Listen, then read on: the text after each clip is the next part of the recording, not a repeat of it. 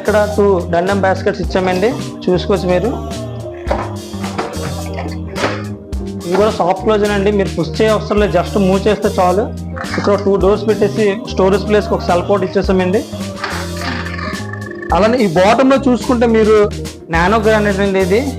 ఇది వచ్చేసరికి మెయింటెనెన్స్ చాలా జాగ్రత్తగా చూసుకోవాలి. సో రెగ్యులర్ క్లీన్ చేస్తూ ఉండాలి, ఎందుకంటే వైట్ కలర్ కదండి.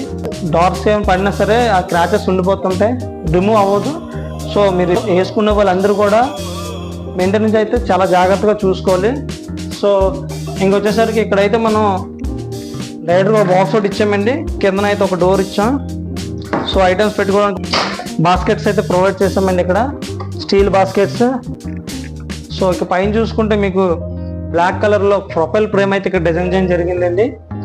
సో అలానే పైన వైట్ కలర్ మళ్ళీ డోర్ ఒకటి ఇచ్చామండి.